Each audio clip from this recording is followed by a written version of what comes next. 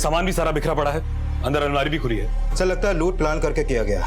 Security के नाम पर बिल्डिंग में कुछ भी नहीं है, ना वॉचमैन ना सीसीटीवी। प्लान तो 100% किया गया है सावंत, मगर मकसद लूट था या कुछ और, ये अभी क्लियर नहीं है। दरवाजा देखकर फोर्स एंट्री नहीं लगती। इसका मतलब किलर विक्टिम का जानने वाला रहा होगा और विक्टिम ने उसे आसानी से अंदर आने दिया होगा। तो हमेशा आपके पास एक स्पेयर की रहती है? हमेशा नहीं रहती है। जब विवेक बाबा घर पर नहीं रहते तो ये चाबी मेरे पास रहती और मैं अपना झाड़ू कटका करके चली जाती। जब मैं सुबह आई मैंने बहुत घंटी बजाई और बहुत दरवाजा खटखटाया, लेकिन अंदर से किसी ने भी दरवाजा नहीं खोला। फिर मैंने विवेक बाबा को फोन किया। हेलो विवेक बाबा, मैं कब से दरवाजा पीट रही हूँ लेकिन कोई अंदर से दरवाजा नहीं खोल रहा। तो घर की एक चाबी आपके पास भी तो है ना? मैंने जैसे ही दरवाजा खोला वो अंदर से मैंने देखा।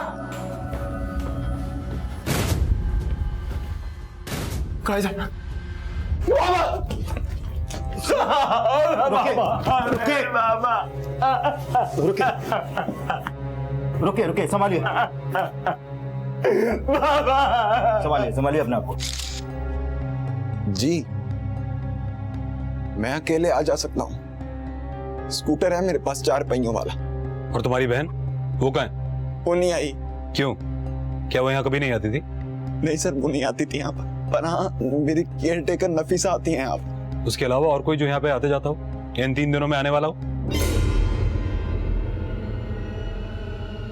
नहीं। फौरन नफीसा को बुलाओ। सर विवेक कोई ऐसा है जो तुम्हारे बाबा के साथ ऐसा कर सकता हो? कोई दुश्मन? सर बाबा बहुत अच्छे थे और मुझे नहीं लगता उनके किसी से कोई दुश्मनी होगी।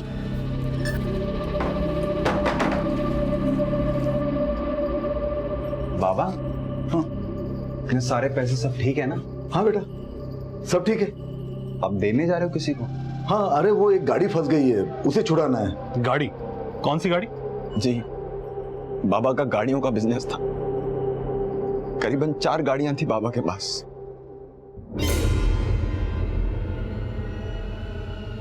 तुम आखिरी बार विष्णु से कब मिली थी? सर जिस दिन विवेक जी यहाँ से गए थे 11 मई को। उसके बाद तुम्हारा यहाँ एक बार भी आना नहीं हुआ?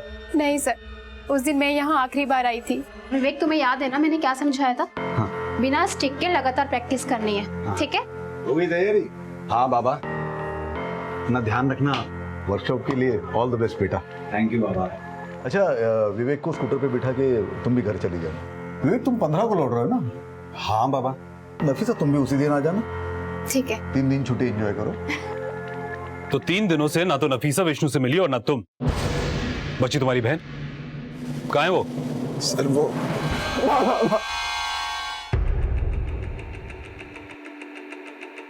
सर चौंकाने वाली बात यह है कि विष्णु की बेटी अपने बाप के मर्डर होने पर भी नहीं आई। पक्का दोनों में जमती नहीं होगी सर। ये नफीसा भी कोई दूध की धुरी नहीं लगती। सर ऐसा भी तो हो सकता है कि बाप बेटे में किसी बात को लेकर मनमुटाव हो गया हो। पूरी फैमिली को क्रॉस चेक करते हैं तब जाके कुछ पता चलेगा। सर कह रहे दिनेश, आखिर विष्णु दामले को टपका ही दिया ना तू। क्या विष्णु मर गया? ए चल, मेरे सामने सरप्राइज होने का नाटक मत कर। देख मुझे अच्छी तरह से मालूम है, तू पिछले ही महीने उसके ऑफिस गया था उसे जान से मारने के लिए। अरे दिनेश, अरे कितने साल के बाद मिल रहा है मेरा भाई। बैठ।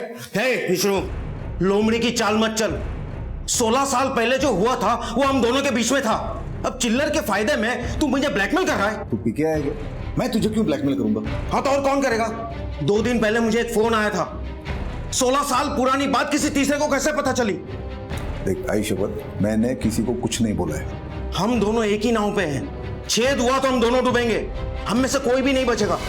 पर मैंने थोड़ी ना मारा है विष्णु को। ये तो तुझे और मुझे पता है ना, पर सोच 16 साल पहले की कहानी अगर सबको पता चल जाए तो क्या होगा? अरे उस वक्त उसी के साथ मिलके तुझे ब्लैकमेल कर रहा था, अब वो नहीं रहा तो हिस्सा तो बड़ा बनता है ना। 2 लाख 2 लाख इंतजाम करके रख। पिछले महीने तो मैंने तुम्हें 1 लाख रुपया दिया था। मेरे हाथ में क्या बचा? सब तो विष्णु ले गया ना। 30,000 दिए साले ने भीख में। सुन, पिछली वाली जगह पे मिलना ठीक 12 बजे आज रात को। अगर कोई चालाकी करने की कोशिश की तो तू अच्छी तरह जानता है कि मैंने मुंह खोला तो क्या होगा।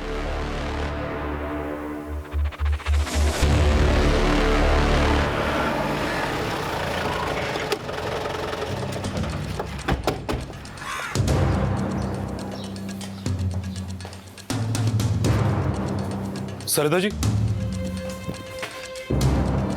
जी आपके पिता की मौत हुई है, किसी ने बेरहमी से उनका कत्ल किया है और आप एक बार देखने भी नहीं आई। खास वजह जान सकता हूं? सर, हमारे लिए वो बरसों पहले ही मर चुके थे और उनकी मौत का शोक मना मना के हमने अपने सारे आंसू सुखा दिए। हमने? हाँ, मैं और आई। कहाँ है आपके आई? उन्हें सबसे छुट्टी मिल गई सर, वो अब इस दुनिया में नहीं है। अपने बाबा के खिलाफ इतनी नफरत? आखिर ऐसा क्या किया था उन्होंने? खूनी थे वो। खूनी?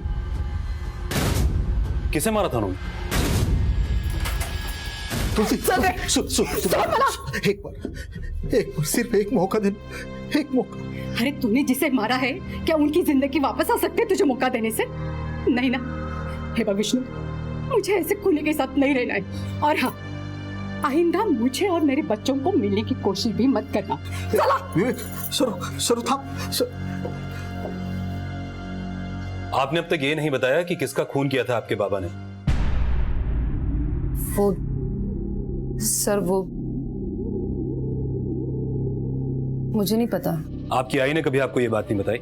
ये तो क्या, बाबा से जुड़ी कोई भी बात आई कभी नहीं करती थी। जब आप सब श्योर थे कि विष्णु जी ने किसी का खून किया है, तो फिर आपका भाई विवेक उनके साथ क्यों रहता था? सर, हमारी आई को गुजरे 2 साल हो गए। जब आई हमें छोड़ के गई तब बाबा हमसे मिलने आए।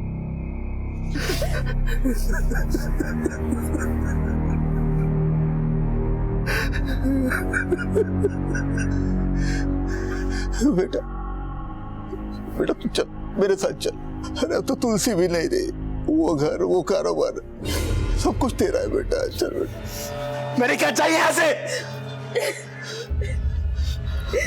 अगर वो अपने पिता से इतनी ही नफरत करता था तो वो उनके साथ रहने क्यों गया? सर, आई की मौत के बाद विवेक मेरे ही साथ रहता था और बाबा बार बार उसे ले जाने की कोशिश करते रहे। फिर जिस दिन विवेक का बर्थडे था, उस दिन happy birthday to you, happy birthday to you, happy birthday dear Vivek, happy birthday to. आपको किसी ने नहीं बुलाया? मैं तो विवेक के लिए ये 4 पहियों वाला स्कूटर लाया हूं। लो, आप रखिए इसे। आपके पाप की कमाई आपको ही मुबारक हो, हमें नहीं चाहिए। विवेक को स्कूटर की कोई जरूरत नहीं है, आप जाइए यहाँ से। उसके 2 दिन बाद विवेक ने बाबा के साथ रहने का फैसला ले लिया। उसके इस फैसले ने मुझे बहुत दुखी किया, मुझे बहुत गुस्सा भी आया। और उस गुस्से में आपने अपने बाबा... आप कौन? ये मेरे पति हैं। क्या नाम है आपका? भुवन, भुवन बर्वे। तो भुवन, आपने भी कसम खा रखी थी इन लोगों की तरह अपने ससुर से ना मिलने की? नहीं नहीं साहब, इन लोगों के लिए जो भी हो, मेरे लिए तो वो पिता समान थे। बाकी थोड़ा काम में बिजी रहता हूँ, इसीलिए उनके घर नहीं जा पाया। अभी भी थोड़ा बिजी हूँ। बरं मी काय म्हणतो, विवेक को फोन करके सामान पैक करने के लिए कह देना, मी संध्याकाळी घेऊन येतो त्याला। हाँ? सर, मैंने विष्णु दामले के अतीत के बारे में पता किया, पर ऐसा कोई केस सामने नहीं आया जहां पर किसी का मर्डर हुआ हो। पर सर, जांच में एक जरूरी बात सामने आई है। क्या? विष्णु दामले के नाम पे 25 लाख रुपए का इंश्योरेंस था और इस इंश्योरेंस का नॉमिनी उसका बेटा विवेक दामले है। कहीं ऐसा तो नहीं कि इस 25 लाख के चक्कर में विवेक ने अपने बाप को मार दिया हो? सर, ऐसा भी तो हो सकता है कि शायद विष्णु दामले ने 16 साल पहले किसी का मर्डर किया हो, जो इन्वेस्टिगेशन में पता नहीं चला हो, और अब जाके उसका बदला किसी ने निकाला हो। इस 16 साल पहले रहस्य के साथ विष्णु दामले अपने पीछे कई सवाल छोड़ गया है। इन सवालों का जवाब ढूंढने के लिए हमें इसके अतीत को अच्छे से खंगालना पड़ेगा। विवेक, तुम्हारे बाबा ने तुम्हें कभी बताया कि उन्होंने किसका खून किया था? ये सब आपको मेरी बहन ने बताया ना, बस इसी वजह से मेरी उसके साथ नहीं बनती है। सर, मुझे आई ने कभी नहीं बताया कि बाबा ने कभी किसी का खून किया था। चलो मान लेते हैं कि तुम्हारे बाबा निर्दोष थे, उन्होंने किसी का खून नहीं किया, फिर क्या वजह थी कि तुम्हारे बाबा और तुम्हारी आई के बीच में इतना मनमुटाव था? एक्चुअली 16 साल पुरानी बात है सर। तब बाबा बहुत शराब पिया करते थे, लड़कियों की आदत थी उन्हें, कोई काम वगैरह नहीं करते थे। लेकिन बाद में वो सुधर गए थे, सब कुछ छोड़ दिया था उन्होंने। पर आई और दीदी ने कभी उन्हें दूसरा मौका दिया ही नहीं। तो मुझे लगता है कभी कभी ठीक ही हुआ, बाबा को उन लोगों की नफरत से मुक्ति तो मिली। और नफरत तो तुम भी करते थे अपने बाबा से, मगर तुम्हारी नफरत प्यार में बदल गई। क्या वजह थी? ये 4 पहिए वाला स्कूटर या 25 लाख रुपए? बिल्कुल भी नहीं सर। सॉरी सर, अगर आपकी पूछताछ खत्म हो गई हो तो क्या मैं विवेक को लेके जा सकता हूँ? बिल्कुल, मगर याद रखना विवेक, पुलिस को बताए बिना तुम इस शहर से बाहर नहीं जाओगे, समझे? इन दोनों भाई बहन में से कोई एक आदमी झूठ बोल रहा है। एक काम और करते हैं, आसपास के लोगों से पता करते हैं कि इनके आपसी रिश्ते कैसे थे। तुमने इनके कॉल रिकॉर्ड्स चेक किए? हाँ सर, मैंने विवेक और सरिता दोनों के कॉल रिकॉर्ड चेक किए, दोनों क्लीन निकले। मर्डर के वक्त दोनों के फोन की लोकेशन विष्णु का घर नहीं था सर। जांच में एक चौंकाने वाली बात सामने आई है। वो क्या? सर, विष्णु दामले ने अपना घर मरने के बाद अपनी बेटी सरिता बर्वे के नाम कर दिया। जिस घर में उसने कभी कदम नहीं रखा, अब उस घर पे दावेदार। जरूर कुछ गड़बड़ है। इस भाई बहन के एंगल को और चेक करते हैं। आ जाओ।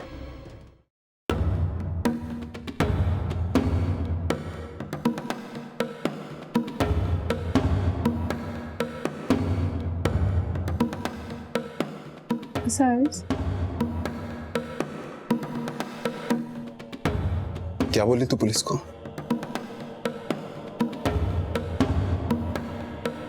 अपने बाबा के खिलाफ किसी से भी मैं कोई गलत बात नहीं सुनूंगा। पुलिस ने इस बारे में पता लगाना शुरू कर दिया था कि विष्णु का अपने बेटे विवेक के साथ कैसा रिश्ता था। साहब, मैं और विष्णु दोनों साथ में ड्राइवर का काम करते थे। उसके बाद उसने ट्रैवल्स का बिजनेस शुरू कर दिया। गाड़ियां भाड़े पे चलती हैं साहब। बहुत मेहनत की साहब उसने, सब अपने परिवार के लिए। अपने बेटे से बहुत प्यार करता था वो। उसने तो साहब अपने बेटे के लिए अपने खर्चे में कटौती करके केयर टेकर भी रखी थी। जब मैं सुबह 9 बजे आती थी तो विष्णु जी चले जाते थे, और जब रात को 9 बजे वो आते थे तब मैं चली जाती थी। दोनों को साथ में कम देखा है मैंने। अच्छा, सबसे ज्यादा वक्त विवेक के साथ आप रहते थे, कभी कुछ बोला उसने अपने बाबा के बारे में? वो हमेशा अपनी आई को बहुत मिस करता था, हमेशा उन्हीं की बात किया करता था। साहब, विवेक उसके बाबा में बहुत अच्छे रिश्ते थे। 1 साल पहले बहुत बवाल हो गया था उन दोनों में। किसके? विवेक और उसके बाबा विष्णु के बीच में? हाँ साहब, मुझे अच्छे से याद है। उस दिन विवेक का जन्मदिन भी था। Happy birthday to you, happy birthday to you, many many happy returns of the day. ये गिफ्ट सिर्फ तुम्हारे लिए। न्यू ब्रांड लैपटॉप, उस दुकान में सबसे महंगा वाला था, वो खरीदा तुम्हारे लिए। आपको क्या लगता है आप अपने महंगे तोहफों से खरीद लोगे मुझे? मैं यहाँ पर आपके पास रहने आ गया हूँ, उसका मतलब ये नहीं कि मैंने आपको माफ कर दिया है। सुना आपने? और साहब, एक बार तो बहुत कुछ हो गया था बाप बेटे के बीच में, और विवेक तो सुसाइड भी करने वाला था। विवेक, तुम अपने बाबा के सपोर्टर तो बनते हो, मगर हमें मालूम है कि तुम उनके साथ खुश नहीं थे। सच बताओ विवेक, इतने सालों के बाद अपने बाबा विष्णु के पास जाने की असली वजह क्या थी? सर, वो मैं अपनी बहन पर बोझ नहीं बनना चाहता था। दीदी, एक रोटी देना। हाँ, लाई। एक क्यों? 2 ले ले, 4 ले ले, ये ले मेरे प्लेट में की भी ले ले, 10-20 ले ले, आराम की है ना। तेरा बाप तुझे लेने आया तो तू गया क्यों नहीं? तूने मुझे पहले क्यों नहीं बताया? आने दो आज भुवन को, आज बात करती हूँ उससे। इसकी कोई जरूरत नहीं है दीदी, उनकी जगह कोई और होता बिल्कुल ऐसे करता। ये फैमिली ड्रामे के लिए और भी टाइम मिलेगा, मगर पहले हमारे कुछ सवालों के जवाब दो। विवेक दामले, तुमने खुदकुशी करने की कोशिश क्यों की थी? मैं सर, वो क्यों की थी?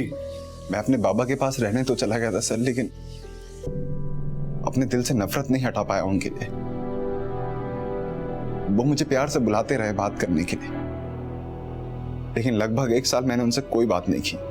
मैं लाचार था, बेसहारा था, अंदर ही अंदर घुट रहा था मैं, और इस सब से डिप्रेस होकर मैंने अपने जन्मदिन के अगले दिन सुसाइड करने की कोशिश की। विवेक, बाबा आप जाइए, मुझे आपसे कोई बात नहीं करनी है, चले जाइए यहाँ से। आप मुझे सुनाने आए हैं कि मैंने सुसाइड करके कोई गलती की है? हाँ, मेरी कमजोरी का मजाक उड़ाने आए यहाँ पे। कौन कहता है तुम कमजोर हो? कौन कहता है? कमजोरी शरीर की नहीं होती, कमजोरी दिमाग की होती है, और दिमाग की कमजोरी को दूर करने के लिए जिंदगी में कुछ मकसद होना चाहिए। तो बेटा, मुझसे ज्यादा पढ़े लिखे हो तुम ये कंप्यूटर। बाबा प्लीज, नहीं, ये मुझे नहीं चलाना था। मैं पैसे कमाना जानता हूं, लेकिन अकाउंट्स के बारे में कुछ नहीं जानता। तुम अकाउंट जानते हो? तो मेरा एक दोस्त है, मैंने बात की उससे, उसका अगर अकाउंट संभालोगे तो कुछ पैसे मिलेंगे तुम्हें। देख बेटा, मुझे पूरा यकीन है कि ये काम तुम करोगे और साबित करोगे कि कि तुम कमजोर नहीं हो, ताकतवर हो। सॉरी बाबा। अरे सॉरी। अरे रोते नहीं बेटा, रोते रोना नहीं। मैं मानता हूँ सर कि मेरी आई और दीदी ने मुझ जैसे अपाहिज को सहारा दिया, लेकिन मेरे बाबा ने मुझे अपने खुद के पैरों पे खड़ा होना सिखाया। उन्होंने जितना किया मेरे लिए, उससे मेरे दिल में उनके लिए नफरत भी कम होती चली गई। कहानी बनाना और उसे कन्विंस करने के लेवल पर सुनाना तो कोई तुमसे सीखे विवेक। चलो माना कि तुम अपनी सेल्फ रिस्पेक्ट की वजह से वहां पर गए, अपने पैरों पर खड़े हुए, तो फिर अब कहां गई वो सेल्फ रिस्पेक्ट? वापस आ गए अपनी बहन के घर? मैं यहाँ पर फ्री में नहीं रह रहा हूँ सर। पूरे 20,000 रुपए दिए मैंने जीजा जी को, वो भी अपनी कमाई के, और बाबा के इंश्योरेंस के पैसे आती वो भी मैं उन्हें दे दूंगा ताकि ये लोग अपना घर बना सके। हमें नहीं चाहिए वो पैसे। क्यों चाहिए होंगे? एक घर तो वो ऑलरेडी आपके नाम कर गए हैं। जिस घर में वो रहते थे वो घर वो आपके नाम करके गए हैं। मैं उस घर में पैर भी नहीं रखूंगी, तो वो जिससे शादी करने वाले थे उसी को दे दे। शादी करने वाले थे? किससे शादी करने वाले थे? इस उम्र में दूसरी शादी करने वाले थे। ये कहानी सच्ची है विवेक, या हमें घुमाने का कोई नया हाथ कंडा है? हाँ सर, करना चाहते थे वो शादी, इसमें बुराई भी क्या है? तू पागल है? आई के मरने का इंतजार कर रहे थे 14 साल से। 14 साल तक बस वो एक ही सोच में थे कि उनका परिवार कैसे उनके पास वापस आ जाए, और वो औरत अब जाकर आई है उनकी जिंदगी में। तुम नहीं समझ पाओगे। तुम ये भाई बहन की बहस बाद में भी कर सकते हो, पहले ये बताओ कि वो औरत कौन है? ये तो नहीं पता सर, लेकिन करीबन 4 महीने पुरानी बात है। विवेक, मैं तुम्हारा दूध यहाँ रख रही हूँ और टाइम से पी लेना। हाँ। सर, कल मैं आधा घंटा लेट आऊंगी, वो अम्मी को डॉक्टर के पास लेके जाना है। कोई बात नहीं। ठीक।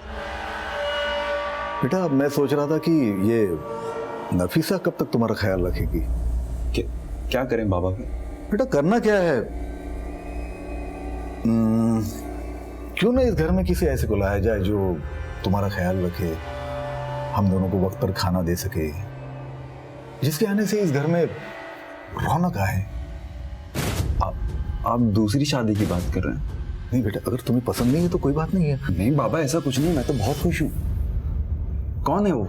मिलवाइए ना मुझे। वक्त आने पर जरूर मिलवाऊंगा। लेकिन अफसोस,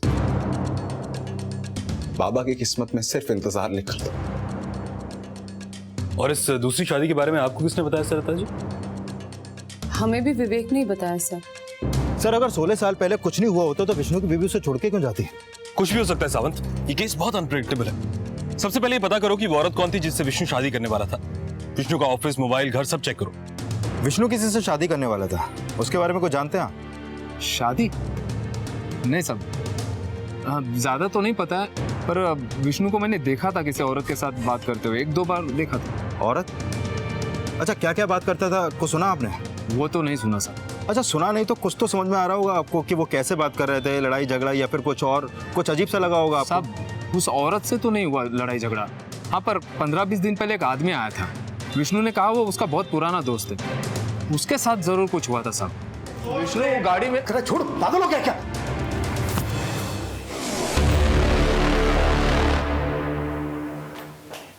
कौन था ये? दोस्त है पुराना, 16-17 साल पुराना। नाम जानते हो उसका? नहीं साहब। चेहरा तो याद होगा, स्केच बनवा सकते हो? जी हाँ साहब। कह रहे ये कोई भीख नहीं मांगी थी जो 50,000 भेजा है तूने? 2 लाख मांगे थे ना मैंने? मेरे पास 50,000 ही थे।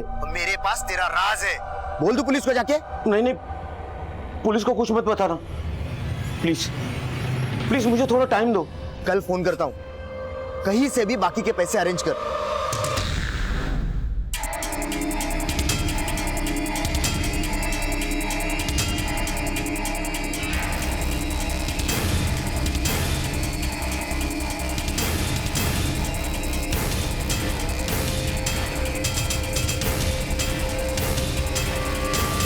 सर, यह है विष्णु के 16 साल पुराने दोस्त का स्केच।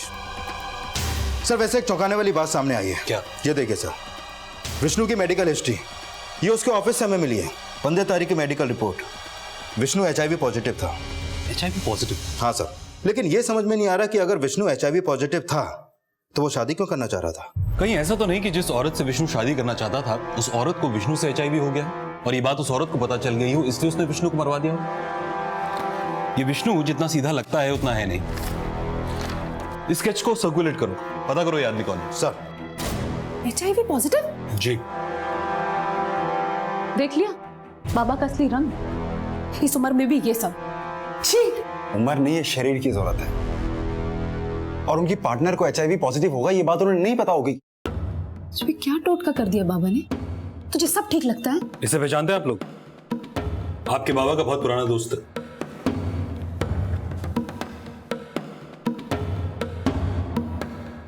जी हम इसे नहीं पहचानते। थैंक यू साहब। बुढ़े के दांत दिखाने के कुछ और खाने के कुछ और थे। मतलब बुढ़ा अपनी जिंदगी में बहुत रंगीन था। यहाँ के टॉप रेड लाइट इलाके का डेली कस्टमर था। ठीक है, तुम जाओ। हाँ सर, एक बात पता चली है, विष्णु अक्सर रेड लाइट एरिया में जाता था। सर हो सकता है एड्स की बीमारी उसे वहीं से हुई हो। ठीक है सर। मेरे को काय को लेके जा रहा है? कोई कायदा कानून भी है कि नहीं? कानून क्या है वो मैं अच्छी तरह से जानता हूँ। तू यहाँ की लीडर है फिर भी मुंह नहीं खोल रही है। पुलिस स्टेशन चल, वहाँ पे मुंह खोलेगा तेरा। ले चलो इसे। अरे साहब, बताती है मैं आता था, हमारा रेगुलर कस्टमर था वो। ये आदमी HIV पॉजिटिव था। तुम्हारे यहाँ की सारी लड़कियों के HIV टेस्ट किए जाएंगे। सारी लड़कियों के क्यों? वो तो सिर्फ फरा के साथ सोता था। फरा को बुलाओ। अरे साहब, 1 महीना पहले लेकर गया वो फरा को, पूरे 2 लाख दिए थे मेरे को। लगभग 1 महीने पहले बाबा ने अलमारी से पैसे निकाले थे, उसमें करीबन 500 के 4 गड्डियां थी। क्या शादी करने वाला था वो उससे? क्या मालूम साहब, शादी मनाने को ले गया या फिर ऐश करने को। मेरे को मेरा पैसा मिला, मैंने जाने दिया। अभी कहाँ रहती है फरा? नहीं जानती। उसका फोन नंबर? अरे साहब, यहाँ से जाने के बाद कोई अपना पुराना नंबर चालू रखेगा क्या? फरा का कोई फोटो और उसका पुराना नंबर दो मुझे। हे बक दिनेश, 2 घंटे और 1 लाख। आसमान नीचे कर या जमीन उल्टा पलट, जो करना है कर, लेकिन 2 घंटे में अगर मेरे हाथ में 1 लाख रुपए नहीं हुए ना, तो तेरे हाथ में हथकड़ी होगी। कहां से लाऊं? तुझे बोलना है ना पुलिस को, जा बोल दे जा। तू बताएगा तो तू भी ब्लैकमेलिंग के केस में फंसेगा। जा बता दे। और सुन, अब यहां फोन मत करना। सर विष्णु इसी लड़की के साथ रेड लाइट एरिया से निकला था और लगभग 1 महीने से इस लड़की का पुराना नंबर बंद है। और सर विष्णु ने पूरे 2 लाख रुपए की कीमत चुकाई थी इस लड़की के लिए। सर हो सकता है कि इसी लड़की की वजह से विष्णु को HIV हुआ हो।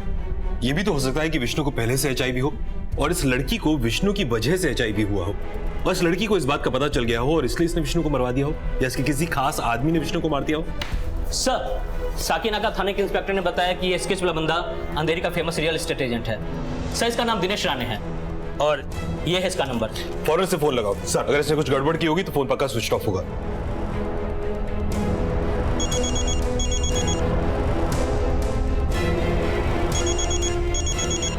हेलो, दिनेश राणे जी आप कौन? जी मैं सब इंस्पेक्टर सावंत बोल रहा हूँ। विष्णु की मौत के बारे में आपसे कुछ पूछताछ करनी थी। आप जिस नंबर को डायल कर रहे हैं वो इस समय स्विच ऑफ है। सर विष्णु का नाम सुनते ही फोन स्विच ऑफ कर दिया। फौरन उसके घर चलते हैं और एरिया की नाकाबंदी करते हैं। सर, ठीक है रान। सर हमसे बात करते समय लास्ट लोकेशन के हिसाब से दिनेश राणे अपने घर पे ही था और तब से फोन बंद है।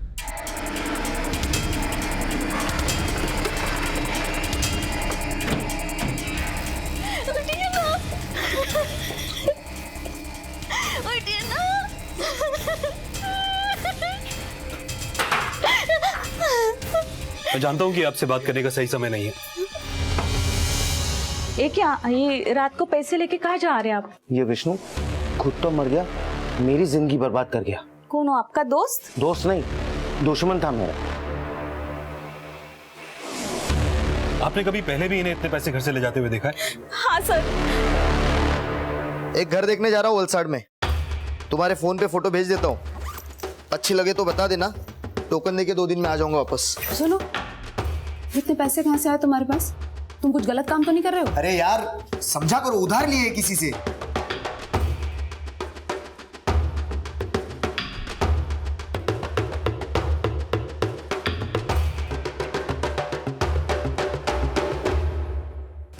सर पिछले कई दिनों से दिनेश को भुवन के रोज कॉल आ रहे थे और पिछले महीने भी भुवन ने उससे कॉल किया था। कॉल रिकॉर्ड से साफ पता चलता है सर। केस आईने की तरह साफ है। भुवन ने हमसे झूठ बोला कि वो दिनेश को नहीं जानता। उठा लो उसे, थाने में अच्छे से कूटेंगे तो सारे राज उगल देगा। सर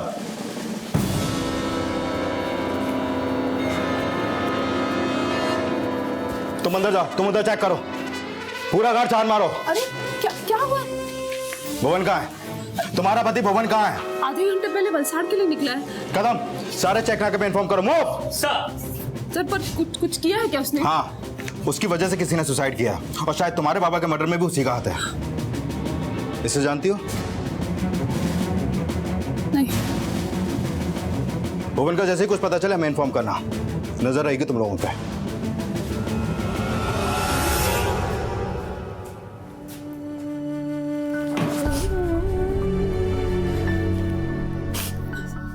भुवन ने भी वही किया जो बाबा ने किया।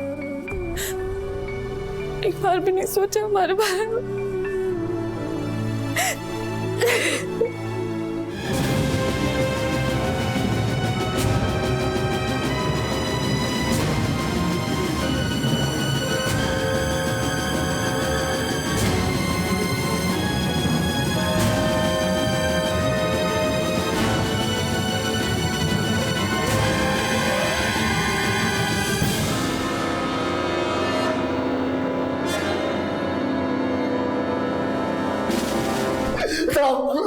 सोच समझ के मुंह खोलना और जो भी बोलना सच बोलना, वरना जबान निकाल लूंगा तेरी। मैं उन लोगों का कोई राज नहीं जानता था साहब। नहीं जानता था? नहीं। हाँ, तेरी जन्म कुंडली है हमारे पास। मरने से पहले उसने तुझे ही फोन किया था ना? बोल बोल। बताता हूँ साहब, बताता हूँ। कुछ एक महीने पहले एक बार पे अचानक मेरी ससुर जी से मुलाकात हुई थी।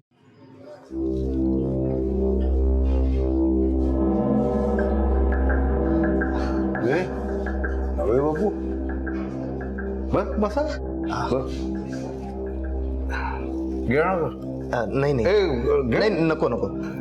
क्या बात है, जीत का जश्न मना रहे हैं या हार का गम? हार और जीत का फैसला तो तभी होता है जब खेल पूरा होता है। यहाँ तो जिंदगी का खेल आधे में ही खत्म हो रहा है। मैं सोचा था सरिता को मना लूंगा, पर किस्मत के साथ वक्त ने भी हाथ छोड़ दिया है। ऐसा क्या किया है आपने जो वो लोग आपसे इतना नाराज है? सरिता तो आपकी शक्ल तक नहीं देखना चाहती। पाप किया है मैंने, प्रायश्चित करना चाहता हूं,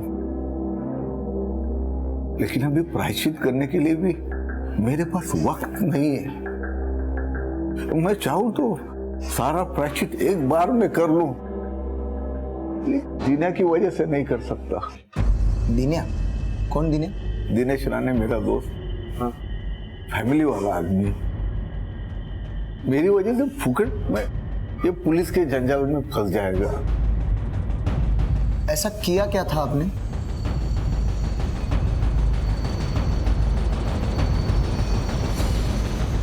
ये रात मेरे साथ ही दफन हो जाएगा।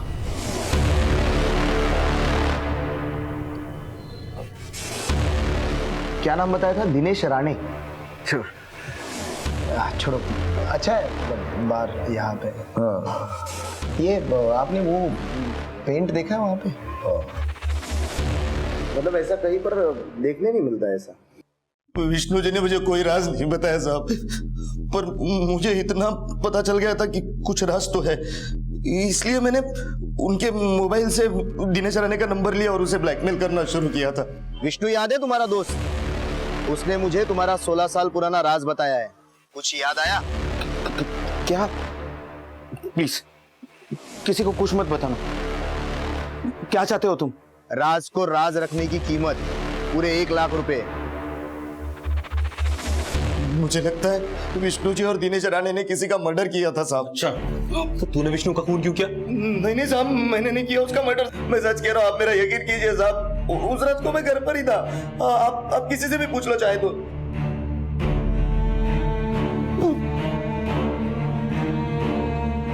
सर भुवन सही कह रहा है, मर्डर वाले दिन फोन लोकेशन के हिसाब से वो अपने घर पे ही था। शायद सरिता भी सच कह रही है कि विष्णु ने किसी का मर्डर किया था, वरना दिनेश भुवन को इतने पैसे क्यों देता और खुद सुसाइड क्यों करता?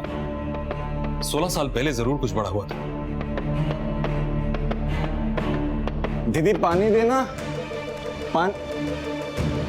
अरे दीदी!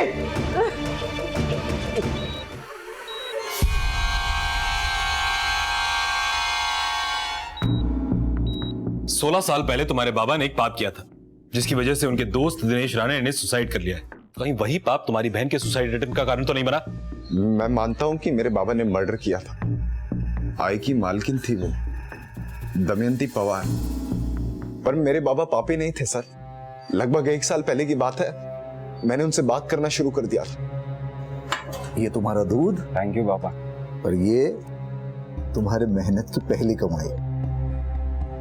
अरे पकड़ो। हाँ बाबा एक बात पूछूं? पूछो। क्या आपको भी मेहनत की कमाई अच्छी नहीं लगती? क्यों लाए आप ऐसी पाप की कमाई घर के अंदर? क्या आई को आपको छोड़ के जाना पड़ा? 16 साल पहले की बात है बेटा। मैं भटका हुआ था, दारू की लत लग गई थी मुझे। जब तू पैदा हुआ तो तेरे पैर में ये तकलीफ थी। इस बीमारी ने तुझे तो तकलीफ दी, पर मुझे बहुत मजबूत बना दिया। तेरे इलाज के लिए पैसों की जरूरत थी। मैं नौकरी करने के लिए तैयार था। तुलसी कह रही थी कि तुम्हें काम की बहुत जरूरत है। मैं भी कई दिनों से एक बंदे को ढूंढ रही हूँ। मुझे काम करवाना है, तुम करोगे? होए, क्या काम क्या है? मुझे एक ऐसी बीमारी है जो कभी ठीक नहीं होगी, और ऐसे में ये सब मेरे बेटे को पता लगा तो और ज्यादा कर्ज लेकर मेरा इलाज करेगा।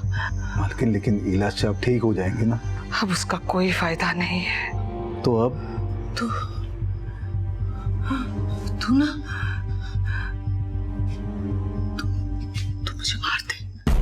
मालकिन, तो अगर मुझे मार देगा ना, मेरे इंश्योरेंस के पैसे मेरे बेटे को मिल जाएंगे और उसकी सारी परेशानी मेरे मरने के बाद खत्म हो जाएंगे। तो बस मुझे मार दे। नहीं मालकिन, मैं आपका खून नहीं कर सकता मालकिन। तो खून नहीं कर रहा, बल्कि मुझे इस दर्द से निजात दिलवा रहा, मुझे मुक्ति दिला रहा है। उस वक्त जब मुझे ठीक लगा वो मैंने किया। वो बहुत तकलीफ में थी, उसका बेटा कर्ज में डूबा हुआ था, और मुझे तेरे इलाज के लिए पैसों की जरूरत थी बेटा। अगले दिन अपने एक दोस्त के पास से मैंने एक बंदूक ली।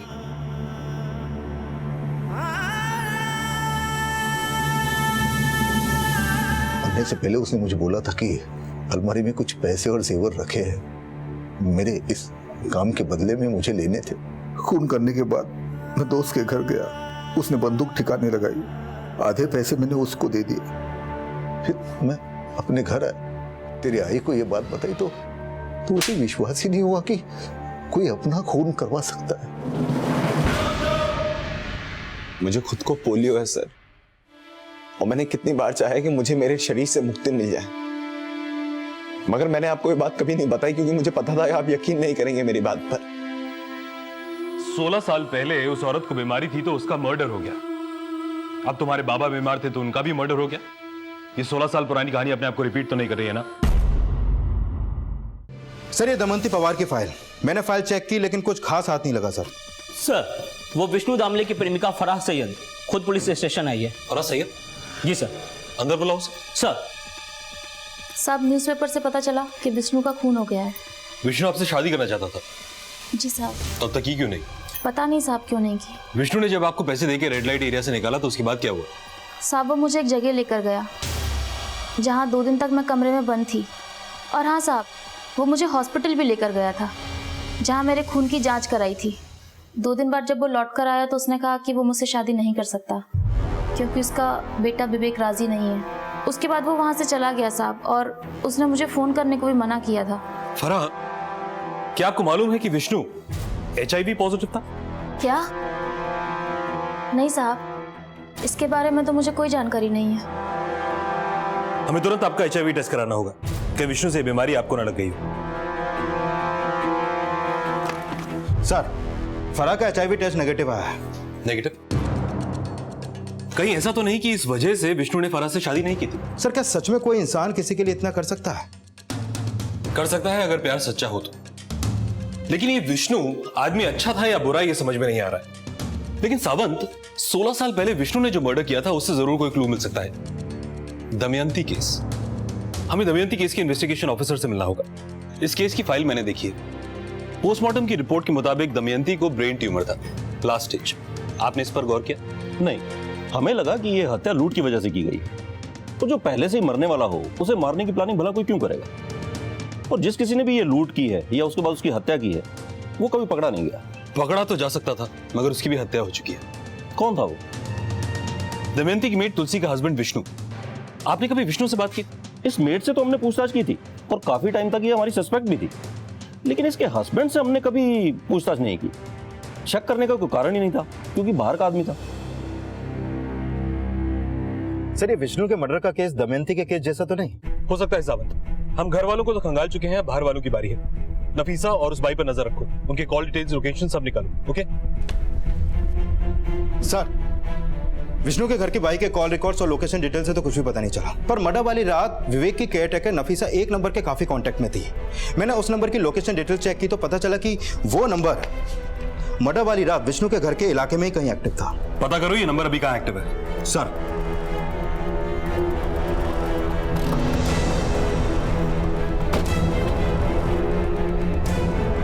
सुनिए, ये असलम का घर किधर है? ये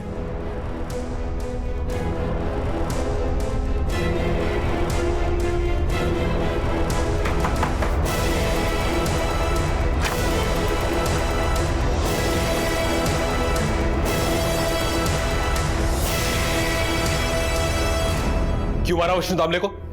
क्यों मारा? सर हमने जानबूझ के नहीं मारा उनको। नफीसा, मेरे मरने के बाद मेरे बेटे को इंश्योरेंस की 20 लाख रुपए मिलेंगे। ये तब हो सकता है जब मेरी मौत हो, लेकिन मैं तड़प तड़प के नहीं मरना चाहता और नहीं मैं सुसाइड कर सकता हूं। ये तब पॉसिबल है जब मेरा मर्डर होगा तो तुम लोग मेरा खून करोगे। सर, पर अगर हम दोनों फंस गए तो? 16 साल हो गए, मैं नहीं फंसा तो तुम लोग क्या फंसोगे? देखो, यही अच्छा मौका है। विवेक वर्कशॉप के काम से बाहर गया है, कोई आई विटनेस नहीं होगा। अलमारी में 2 लाख रखे होंगे, वो लेकर चले जाना। और हाँ, जाते वक्त घर का सारा सामान जो है बिखेर देना ताकि लोगों को लगे कि चोरी के इरादे से मर्डर हुआ है।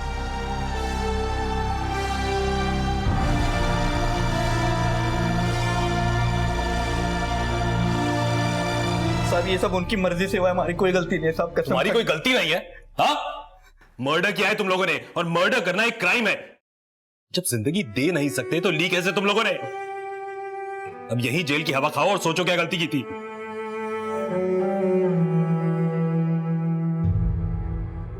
सरिता जी, नो डाउट आपके बाबा एक बहुत अच्छे आदमी थे, बहुतों के लिए बहुत कुछ किया उन्होंने, मगर अच्छे मकसद का रास्ता भी तो अच्छा होना चाहिए ना। अफसोस कि कानून की नजर में वो सिर्फ एक खूनी है, और क्योंकि अपना खून भी उन्होंने खुद करवाया, इसलिए उनकी इंश्योरेंस के 25 लाख रुपए तुम्हें नहीं मिल सकते। विवेक, नहीं चाहिए सर 25 लाख रुपए। उससे कीमती चीज मेरे बाबा ने मेरे को दी, मुझे जीना सिखाया, मुझे हौसला दिया अपने पैरों पे खड़े रहने का। नहीं चाहिए कुछ।